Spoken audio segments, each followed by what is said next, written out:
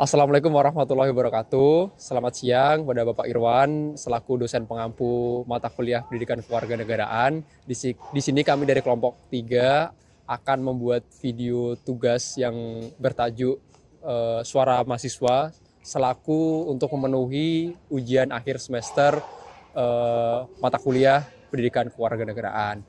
Sebelum itu, perkenalan terlebih dahulu terkait anggota kelompok kami. Yang pertama saya Rasul Rasidhan Erlangga dengan NIM akhir 122. Mungkin lanjut dari sisi kiri dari teman saya. Saya Setar Distira dengan NIM 122240113. Saya Hans Sudiatma dengan NIM akhir 115. Saya Ilham Nur Ramdhani dengan NIM akhir 148.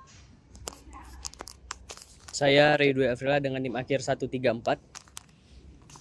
Saya Faila Zara Putri Ramadhani dengan NIM akhir 133.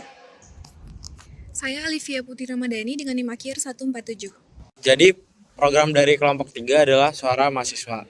Suara Mahasiswa ini adalah program atau kegiatan di mana kelompok kami ini melakukan wawancara terhadap kelompok-kelompok terkait 4 nilai tadi, yaitu pertama praktik demokrasi di lingkungan kampus, penegakan hukum yang berkeadilan, pendidikan politik, dan anti korupsi. Jadi kami melakukan wawancara atau focus group discussion terhadap orang-orang yang kami temui untuk bertujuan untuk memberi insight atau info kepada audiens, dan program ini berfungsi sebagai program edukasi bagi orang yang menontonnya atau melihatnya. Sekarang kita sudah bersama dengan mahasiswa yang akan kita wawancari terkait topik pertama, yaitu praktek demokrasi di lingkungan kampus. Nah, kami ini berempat akan melakukan diskusi kepada mereka bertiga terkait apakah sudah ada praktek nyata demokrasi yang sudah dilakukan di area kampus. Oke, sekarang kita bersama siapa aja nih? Kita kenalan dulu. Sama siapa, Mas? Kenalin, aku Alek, Mas. Alek, ini siapa? Nicholas. Marco. Oh, tapi sebelumnya mungkin linknya bisa dipegang, Mas, biar kita bisa sama-sama enak untuk wawancaranya. Mungkin sebagai pertanyaan pertama ya, kita nanya yang kayak basic-basic aja. Menurut teman-teman di sini, gimana sih ruang aspirasi yang udah ada atau diterapkan di lingkungan kampus ini? Coba dijawab. Di lingkungan kampus sendiri menurutku tuh udah ada sih praktik demokrasinya. Salah satunya tuh prokernya fakultas tuh ruang aman untuk FTI. Nah itu tuh dia nyediain nampung lah, istilahnya nampung aspirasi-aspirasi mahasiswa yang kayak kami-kami gini yang mungkin nggak ikut organisasi gitu. Jadi masih bisa berpendapat tapi lewat organisasi fakultas gitu. Kalau dari aku sih paling nggak jauh-jauh ya sampai organisasi. Kita lihat di kehidupan sehari-hari kita selama di kampus aja. Dari kita berdiskusi untuk mengerjakan tugas kelompok, itu kan sudah termasuk satu praksis demokrasi. Jadi di kampus ini kalau dari aku emang sangat terbuka dan sangat banyak. Kalau menurutku udah bagus sih, Mas, sudah aman. Proker-proker dari semua organisasi juga udah mewadahi. Oke. Mungkin aku tadi kan sudah dibilang nih sama teman-teman semua udah bilang kalau sudah ada implementasi di lingkungan kampus.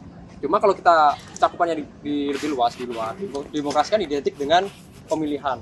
Nah, kalau di lingkungan kampus sendiri udah ada belum yang mewadahi sudah diterapkan gitu. Teman-teman sendiri sudah melakukan kegiatan tersebut.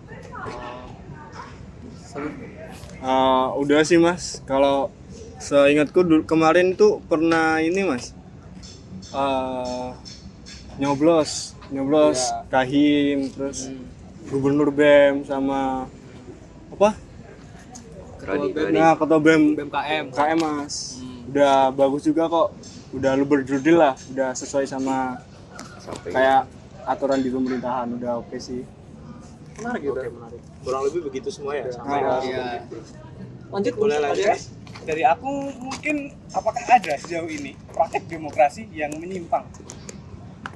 Menyimpangnya gimana sih, Mas, kayak? Ya tidak sesuai dengan asas demokrasi itu sendiri. Kan disebut-sebutnya sudah lu berdudil nih. Nggak ada nggak yang sekalian menyimpang gitu? Kalau aku lihat sih sebenarnya aku sempat duga ada kayak kecurigaan sedikit lah gitu, terutama di himpunan jurusanku sendiri. Kita ngeliatnya tuh kok kayak ada nepotisme gitu. Nepotisme ya? Jadi salah satunya nepotisme itu. Kalau yang lain mungkin Ada nggak? Ada nggak contoh penyimpangannya? Selain nepotisme ya Kalau ini sih Mas, kan demokrasi kan biasanya ke suara terbanyak kan, terus kita forum. Terus menurutku itu terlalu banyak ikut campur dari pihak luar gitu loh Mas. Dan itu kayak sifatnya saklek, nggak bisa ditolak. Jadi kayak dari kita sendiri yang mau jalan, mau gerak organisasi itu kayak harus ikut yang dulu gitu loh. Kayak malah nggak bisa bebas. gitu ya. Lambat kayak gitu. Mas. Kalau dari aku setuju sih, emang yang paling marak di kampus emang itu nepotisme itu. sama itu ya intervensi pihak luar. Iya sih Mas. Oke. Mungkin kalau dari aku, tadi kan udah dijelasin ada praktek pelaksanaannya, ada juga penyimpangan-penyimpangannya. Terus mungkin kalau dari teman-teman semua, ada nggak sih cara untuk meningkatin demokrasi di lingkungan kampus ini? Kita butuh upaya lah atau peningkatan Ya, budaya demokrasi ini biar semakin melekat dan semakin kuat di tiap-tiap mahasiswa dan birokrasi. Ya kalau dari aku mungkin dari dari diri kita sendiri dulu lah, kita jangan apatis lah terkait yang apa yang ada di kampus ini. Jadi kayak selain nggak nyusahin kita, nggak nyusahin orang lain juga. Ya mungkin habis itu juga template lah ya, paling sosialisasi sih seberapa penting gitu loh maksudnya demokrasi terkait pemilihan pemimpin buat kedepannya atau satu periode kedepannya, karena kan penentuan pemimpin menentukan buat agenda kedepannya juga kan. Mungkin itu sih. Kalau aku mungkin lebih berani aja sih Mas, kalau misal ada yang nyimpang tadi lebih diserang balik gitu aja biar paham gitu loh, biar sesuai aturannya gitu. Bagus ya pertanyaannya. Bagus. Mungkin untuk diskusi terkait Praktik demokrasi cukup. Terima kasih udah teman-teman yang sudah meluangkan waktunya jadi narasumber dan juga sharing ilmu dengan kami. Mungkin makasih Mas untuk ini ya. Oh iya. Nah, itu teman-teman tadi yang terkait topik pertama yaitu praktek demokrasi di lingkungan kampus. Nah, untuk selanjutnya kita akan masuk ke topik kedua. Apa Mas? Topik kedua? Selanjutnya aja. Oke, kita cari narasumber yang selanjutnya. Oke, kita kembali ke sesi FGD tadi. Kali ini kita akan ngebawa topik kedua yaitu penegakan hukum yang berkeadilan. Mungkin sebagai perkenalan kita tanya-tanya dulu nama teman-teman kita yang akan kita lakukan sesi FGD-nya. Oke, sebenarnya perkenalkan, namaku Alek. Namaku Hanan. Oke, mungkin sebagai pertanyaan pembuka, mungkin kita tanya terkait peraturan di kampus ini. Menurut kalian, apakah peraturan di kampus ini harus diterapkan kepada semua? Oke, mungkin kalau dari pendapat aku pribadi, peraturan itu sangat penting diterapkan ya di lingkungan masyarakat ataupun lingkungan kampus.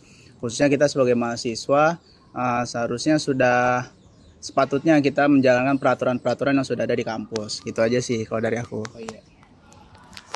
Kalau dari aku, peraturan di kampus tuh emang ada dan emang harusnya ada, karena kalau misal nggak ada peraturan tuh kan ada banyak jenis mahasiswa ya dari banyak latar belakang. Itu kalau misal nggak diatur dalam satu peraturan yang sama itu bisa kacau nantinya. Gitu. Lanjut. Ini menarik karena tadi disinggung terkait kemahasiswaan. Nah, sekarang aku mau tanya lebih ke diskusi sih. Gimana kalau misal ada mahasiswa yang melakukan pelanggaran terhadap peraturan yang sudah berlaku? Karena kan tadi banyak juga sudah bilang kalau mahasiswa tuh dari banyak latar belakang gitu ya, tentunya nggak bisa dalam satu visi misi yang sama. Nah, kalau misal ada yang menyimpang dari peraturan itu gimana? Monggo. Mungkin kalau dari aku bisa dikenakan sanksi ya, tapi sanksinya itu bisa dibilang bertahap. Karena namanya mahasiswa pasti ada aja yang melakukan pelanggaran dari peraturan yang sudah ada. Kalau dari aku sih gitu aja sih. Kalau dari aku sih kan emang dari awal kan di kampus sudah ada peraturan. Nah, buat menghukum mahasiswanya kan maksudnya kayak ngasih efek jera biar mahasiswa itu sadar akan kesalahan yang dia lakuin, itu ngikutin apa yang udah kampus buat aja sih, itu pasti udah ada perhitungannya sendiri. Oke, aku lanjut ya. Tadi kan teman-teman bahas dari itu dapat dikenakan sanksi. Sanksi yang teman-teman harapin tuh kampus tuh ngasih yang bersifat memberikan efek jera tadi, atau justru malah yang mendidik aja buat teman-teman yang melakukan pelanggarannya. Gimana teman-teman? Oke, mungkin kalau dari aku sendiri bisa dibilang sanksi yang diberikan itu bertahap ya. Kalau dari pendapatku sendiri yang dimaksud dengan bertahap itu adalah mungkin jika mahasiswa atau masyarakat kampus melakukan pelanggaran pertama kali bisa diberikan peringatan ataupun edukasi. Selanjutnya jika mereka melakukan kesalahan yang sama lagi mungkin bisa diberikan sanksi yang lebih berat, yaitu mungkin bisa dikasih skors ataupun yang lain-lain. Itu sih kalau dari aku. Aku setuju sama pendapat dia tadi karena kalau misal sanksinya tuh nggak dilakukan secara bertahap tuh kayak nggak adil gitu lah. Kalau misal mahasiswa tuh belum tahu mana yang baik dan benar dari awal gitu. Oke, dari aku yang terakhir mungkin dari teman-teman bisa memberikan contoh penegakan hukum yang berkeadilan di lingkungan kampus. Untuk contoh ya, mungkin kalau dari aku bisa dibilang ini aja deh. Mungkin di antara kita mempunyai teman ataupun kerabat yang berkuliah di lingkungan yang sama, ataupun teman anak mereka tersebut adalah anak dosen. Jika mereka melakukan kesalahan, seharusnya tuh mereka diberikan sanksi yang sama tanpa menganggap mereka tuh anak dosen. Kalau dari aku itu sih contohnya.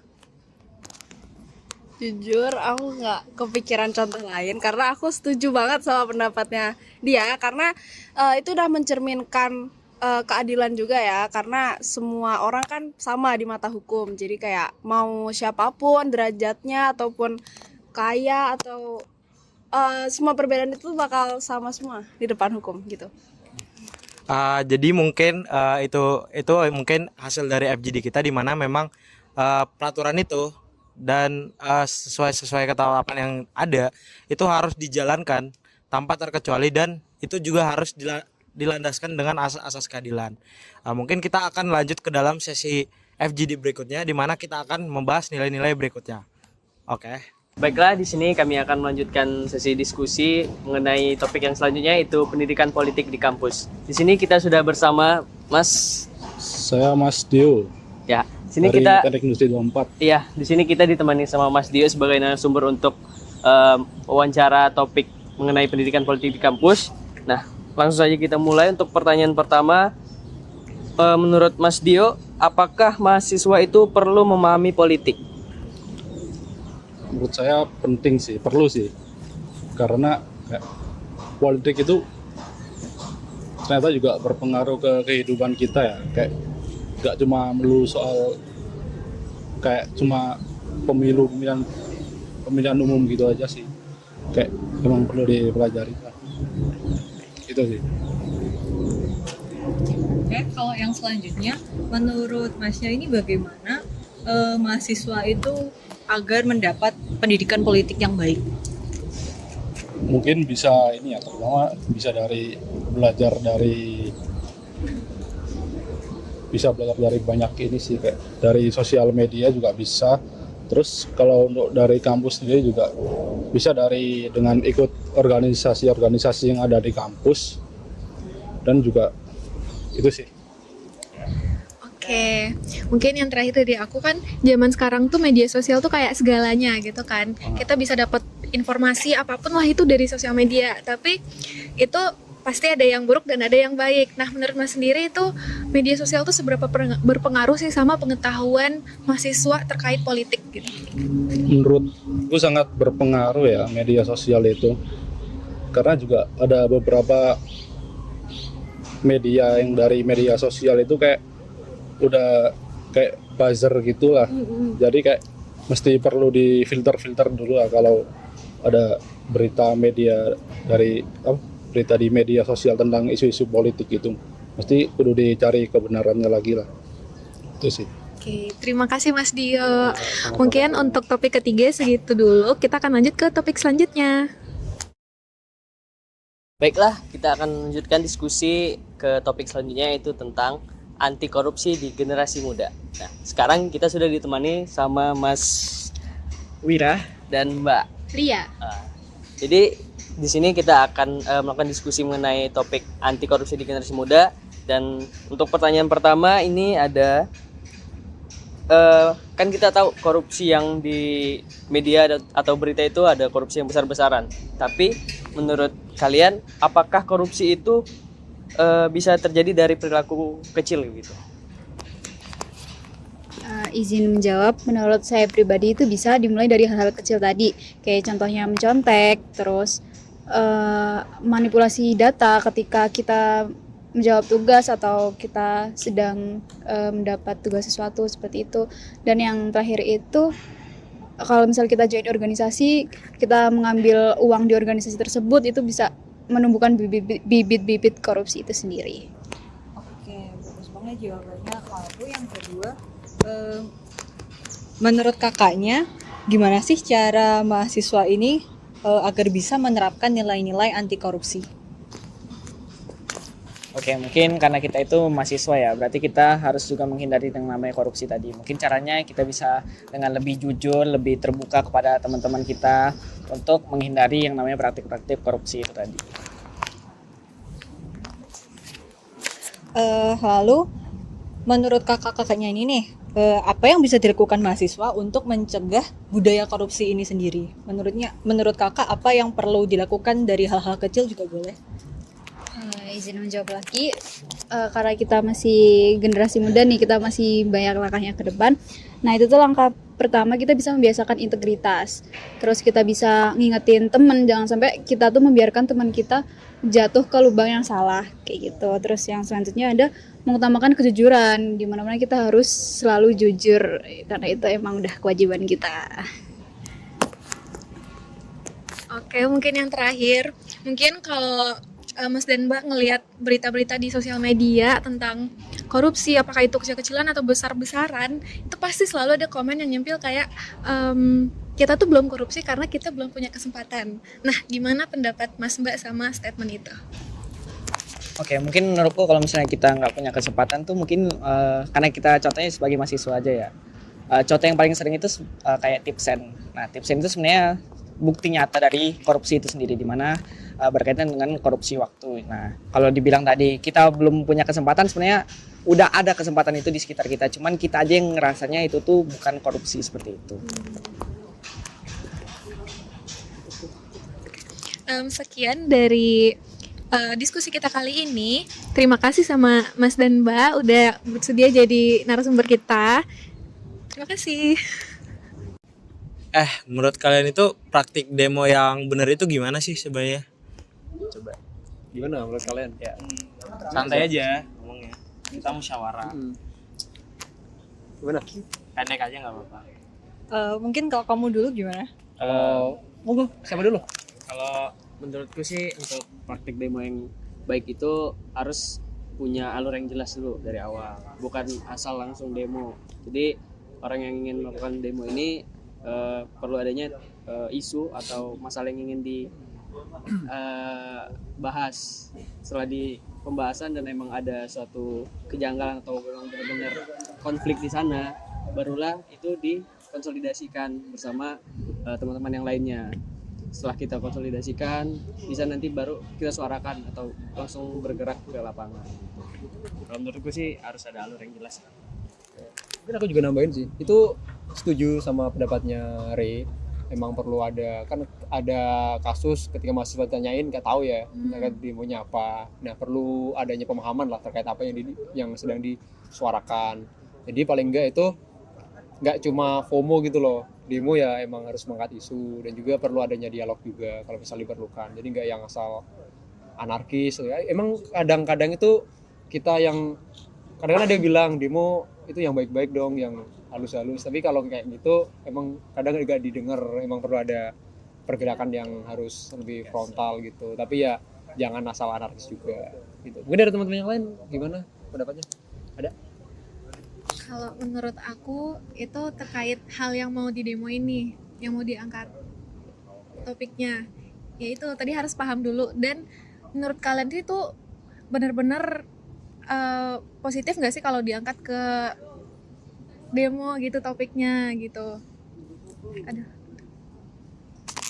Jadi sebagai kesimpulan kita bisa mendapatkan kesimpulan dari jadi demo yang baik yang benar itu adalah demo yang punya alur, punya konteks dan punya tujuan terhadap isu itu yang benar-benar diangkat dan kritis di pihak masyarakat. Kita juga nggak bisa FOMO dan ya tentunya mungkin untuk menambahi ya kita tetap menjaga situasi kondusif lah supaya kita bilang tidak ada korban secara fisik ataupun verbal di selama atau demo itu sedang berlangsung. Mungkin itu aja. Oke, jadi itu tadi adalah video yang telah kami buat dengan konsep Focus Discussion Group dan juga ada beberapa contoh peragaan atau contoh perilaku mengenai 4 contoh dari 4 poin yang sudah disebutkan sebelumnya. Pada video kami tadi dengan konsep Focus Discussion Group itu kami mengambil sampel kurang lebih ada 4 perkumpulan mahasiswa dan dari masing-masing perkumpulan itu memberikan sudut pandang dan juga insight yang berbeda-beda dengan macam-macam pendapatnya lah dan lain sebagainya. Diharapkan dari itu untuk teman-teman yang menonton video ini bisa memberikan sudut pandang baru dan juga insight yang lebih luas lagi lah terkait sudut pandang orang mengenai 4 poin yang sudah disebutkan pada awal video tadi. Mungkin sekian dari video kami, lebih kurangnya mohon maaf. Akhir kata, wassalamualaikum warahmatullahi wabarakatuh.